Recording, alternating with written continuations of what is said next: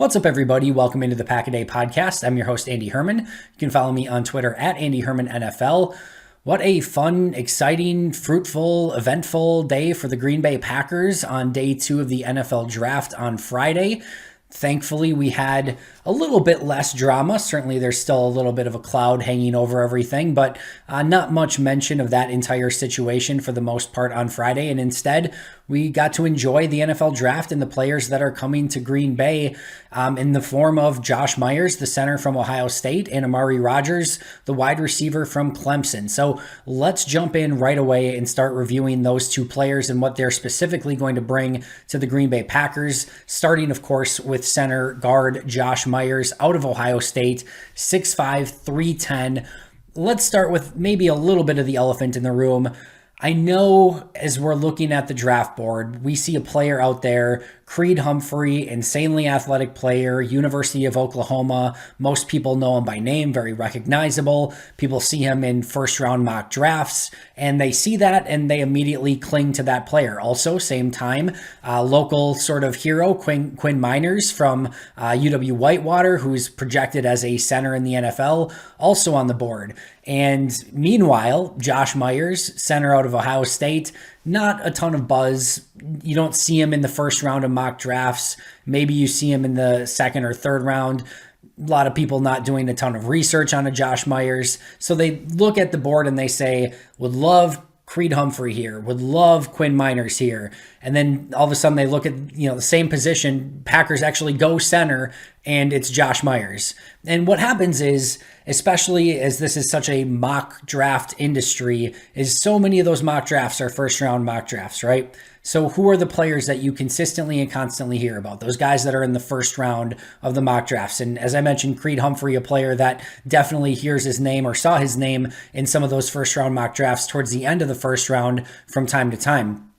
Josh Myers, not so much. There's never a player that was projected to go in the first round. So most people don't see his name all that much.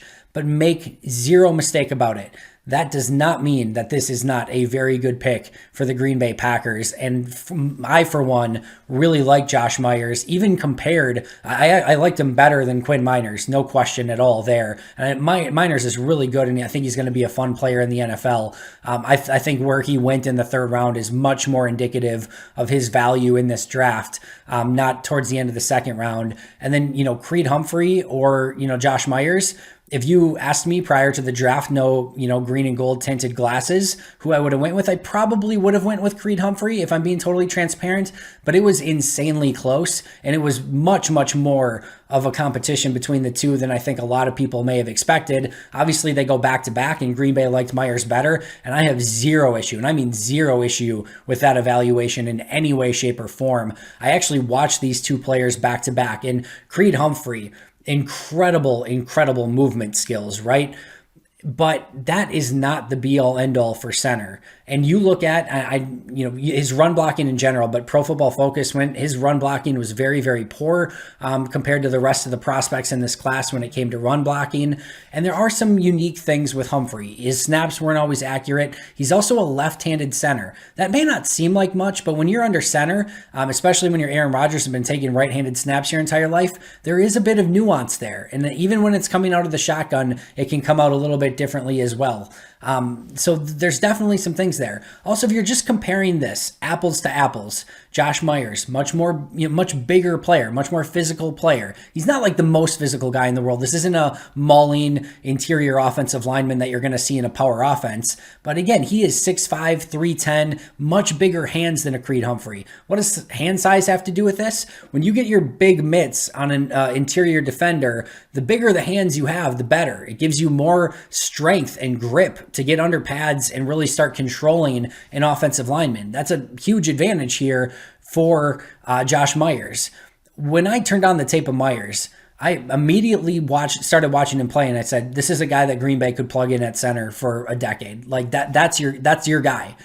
And even again, comparison to the Creed Humphreys and some of those type of players. Landon Dickerson, easily the 1A center in this class. The only question mark was, of course, the litany of injuries. Personally, I would not have spent a pick in the first 2 rounds on Landon Dickerson because of the laundry list of injuries that he's had and just some of the concerns with that. But can certainly understand why, a team would want to do that. And he's insanely talented, probably a top 20 guy if he's completely healthy throughout his career. But next up on that list, if you want to put Josh Myers, again, I have no issue with that whatsoever. Comes from a big time program, team captain, highly intelligent, able to get out on the second level. Again, can completely control the offense from making the calls at the line of scrimmage. Sometimes, not always, but sometimes what this can kind of come down to, if you kind of drain everything down to its lowest common denominator, if you saw Creed Humphrey and you saw Josh Myers on the fence at recess and you needed to pick one of them for your team to fill out your roster, you're picking Josh Myers. He fits the eye test. And again, when you watch him on tape, there is a ton to like. He can definitely continue to work on his technique. I'd like him to stay a little bit more balanced, a little bit more measured in his play. Sometimes he can kind of get outside of his body a little bit. You'll see him bend from time to time, but he has great knee bend, especially for a player his size. And it's why he's so good playing at that center position. And again, 6'5", 310. You're not usually seeing some of these bigger, taller guys at center. If you can get them in that 6'5" range and they actually have that knee bend and ability to stay low to the ground, and have a great center of gravity, it is such a huge advantage to have that type of player in the center of your offensive line. So just going through my notes here. Oh, and then the ability to anchor too. Again, you're comparing the two between a Creed Humphrey and a Josh Myers. I like Myers' ability to anchor a little bit better. And then the icing on the cake, Myers has positional versatility. Personally, Creed Humphrey is a center through and through. I think he does not have that positional versatility. Could you use him at guard in a pinch? Maybe, but he is a true center. Josh Myers easily could play center or guard. And it just gives you more options along that offensive line. If you need players to fill in a variety of spots, now you've got a player that can play center or guard, because, maybe right now it just makes sense to put Josh Myers at center and let everything else figure itself out and plug him there. But let's say all of a sudden you're picking in the second round next year and an amazing center falls to you, or the third round, an amazing center falls to you, and their only position they can play is center. You could easily draft that player and put Elton and Josh Myers at the two guard positions for the foreseeable future. You might even be able to move John Runyon Jr. to tackle, at right tackle, if he continues to play well. And maybe you put Bakhtiari at left tackle. The more that you can do, the more positions that you can play, the better. And again, sometimes what happens too is if all of a sudden he struggles at center, maybe it just doesn't work out. Try him at guard. Now you have a fallback option as well, where again you can try some different things. The other thing I potentially like here, you could end up with a scenario where maybe he comes in and he's ready to play day one, but maybe he's just not ready to make all the line calls and all the checks and do everything like that.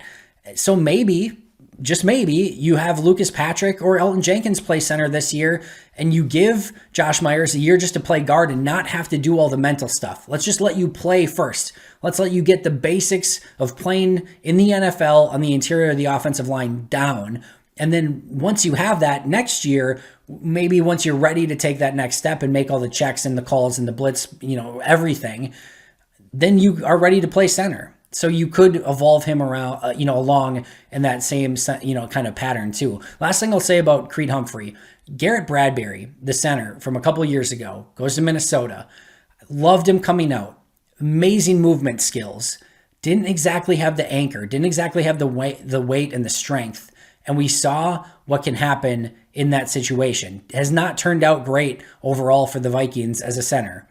And I think Creed Humphrey could have a lot of that same sort of thing, where it's great to have the movement skills and it's great to be able to do, get outside and pull and do all those sort of things.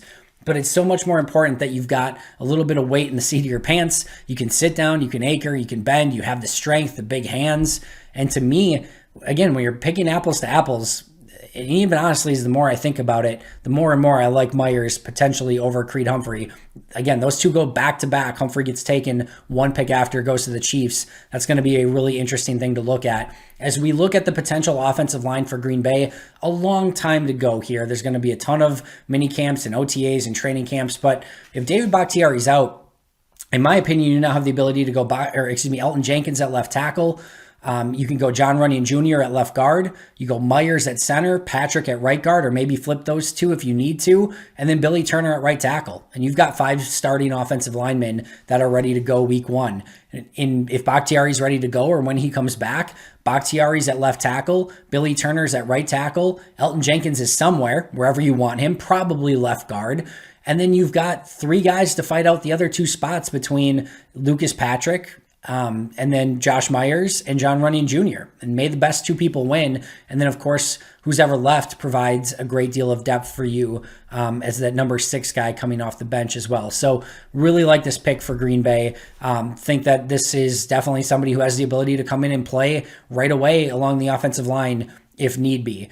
And then the interesting thing from Brian Gutekunst after the draft is he mentions that while they're on the clock, with taking Josh Myers, the 2 people that they're deciding between, that they are trying to figure out who they're going to draft, was between Josh Myers and Amari Rodgers. Those were the 2 guys. So they almost took Amari Rodgers in round 2. As soon as Myers is off the board, they go up and they start trying to trade up for Amari Rodgers. And they finally figure out a deal that makes sense. They give up their first 4th round pick on day 3 of the draft in order to go up and get their guy, and they get him. And to me, this is another really, really fantastic pick. This is thankfully, on March 1st, I recorded a podcast with Perry Goldstein on the audio version saying 10 bold predictions for the offseason. We each did 5, and thankfully, one of my bold predictions at the time was that Amari Rodgers would be selected by the Packers.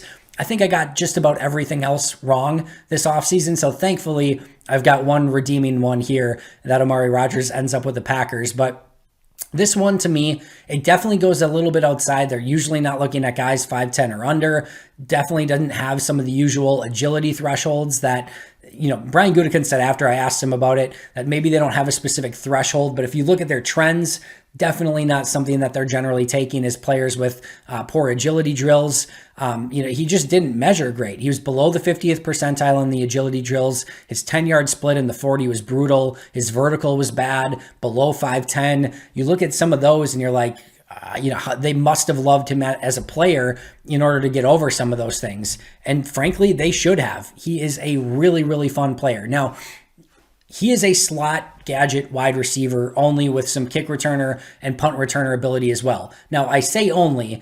That is a huge part of this Matt LaFleur offense. And we saw them try to fill in a running back with Tyler Ervin, but he didn't really cut it as a wide receiver. He could do the gadget stuff. He could take a handoff. He could do the fake sweeps. He even played well as a running back against San Francisco when needed. He's not a wide receiver. You can't line him up against a corner, have him go run a route. The corner's going to cover him 99 times out of 100. Especially if they're in man. That just is what it is. He just wasn't a wide receiver. Now you actually have a wide receiver that can actually play that position and win routes, at the line of scrimmage against man-to-man coverage, sit down versus zones, have the strength to hold up over the middle of the field. I love everything about what he can bring to the table. So yes, he is not an outside wide receiver. He is a slot, gadget, kick returner, punt returner, variety of different things. But as you're looking at a middle 3rd round pick, 2nd round pick, those slot only type guys, that is a little bit of a rich investment to just have that sort of player. Now, I love it. I'm all on board for it.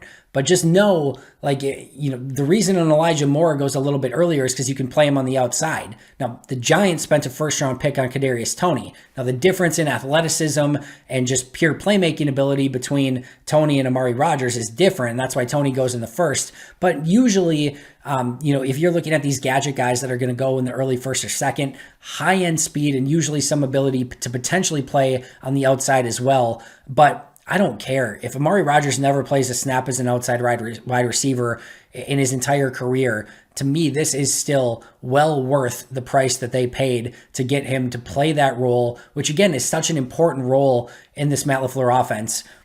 Football right now, and Matt Bowen and Ben Fennell and I talked about this on the 1000th episode of the podcast. It's not even necessarily always about route running anymore, and it's not necessarily about being able to get off of corners. Matt LaFleur can scheme people open with the best of them, especially on those crossers and underneath routes, some of the jet sweeps, the screens.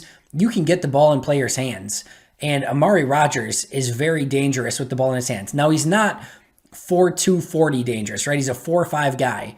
but he breaks a metric ton of tackles. It is crazy to watch. This is Randall Cobb 2.0. He has got a massive lower half.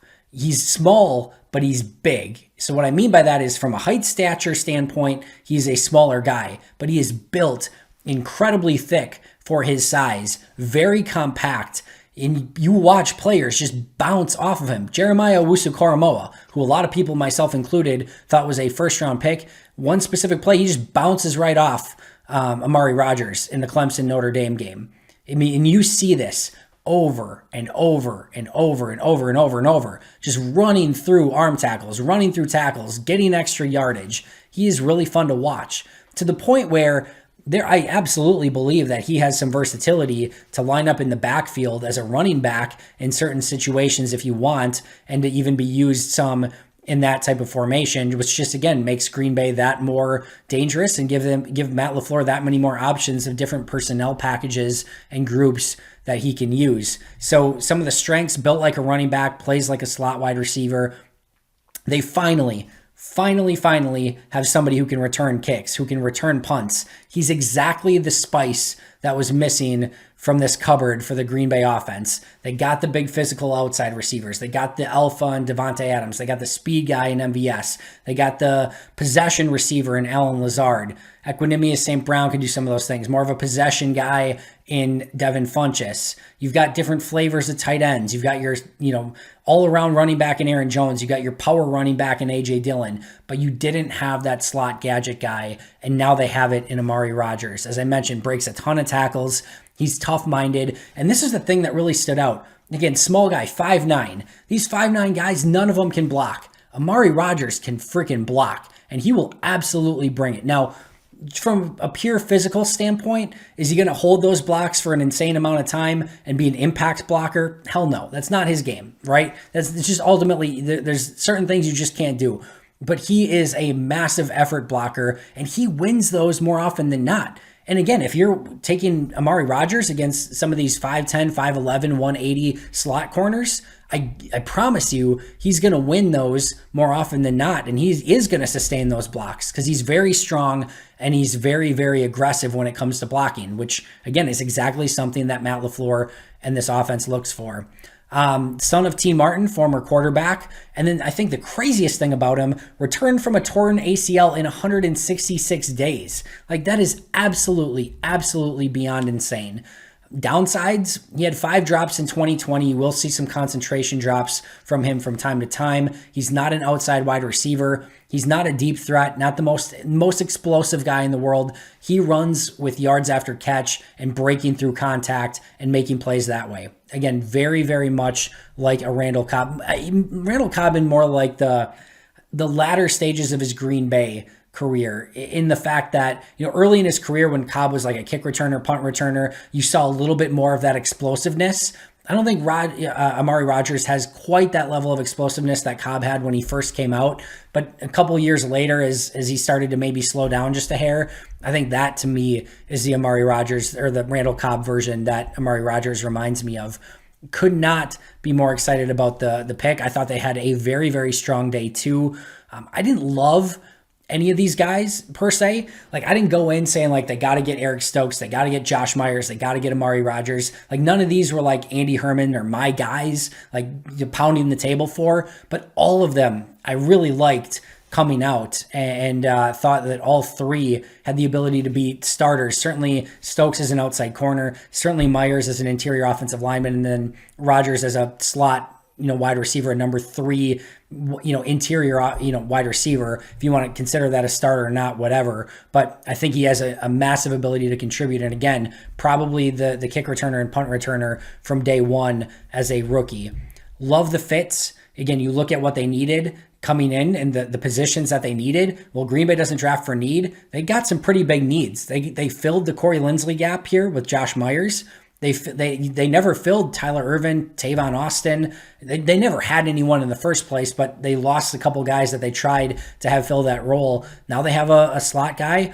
And everyone knows that they needed more depth and competition at corner, and it was one of the biggest needs for this team both this year and moving forward. And they get that in Eric Stokes. So definitely started to fill those needs. Everyone would have said corner, offensive lineman, and wide receiver were three of those main positions. They haven't addressed defensive line. We kind of thought that might be the case due to the fact that the defensive line class is just not good at all.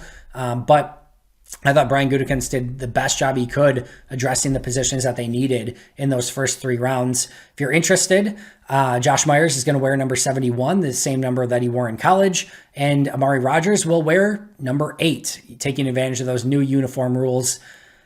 A little too soon after Tim Boyle leaving for Detroit for my liking, but it should be fun seeing him line up in the slot as number 8. A little bit weird seeing Rodgers number 8 since that was his Cal number, but we'll see what happens there. 3 guys that I am keeping my eye on for day 3, in case you're interested. Davion Nixon, defensive lineman out of Iowa. If they could get him in the 4th round somehow, I don't even care if they traded up with the rest of their 5th and 6th and 7th round picks to do it. And he might be there at their 4th round pick. We'll see. But just chef kiss draft if they could somehow end up with Davion Nixon. Zeke McPherson, cornerback for Texas Tech. When I did the Cheesehead TV draft guide, was not on my initial list of corners that I was watching. So they asked me to do a top 30 list. I watched 45 different corners that were like ranked on Tony Pauline's big board and all the different big boards. I went through all these different ones to get the kind of consensus top 45 and then made my top 30. At the time, Zeke McPherson was not in that list. He moved up kind of late in the process, at least from a media standpoint, knowing about him. So I did not get to watch him ahead of putting out the Cheesehead TV draft guide. Recently got a chance to watch him. Very, very impressed. Think he could be somebody that really comes in, not going to compete for a starting spot day 1 by any means, but could be a long-term potential player and could come in and help on special teams right away. And then Jamar Johnson at safety would be another player that I'm keeping my eye on day 3. I am running way long here, but thank you so much for joining me. Hope you enjoyed day 2 of the draft. Should be an incredibly exciting day 3 as well. I cannot freaking wait. Please make sure to subscribe if you haven't already. Make sure to check out today's audio version of the podcast. But until next time, and as always, go Pack Go.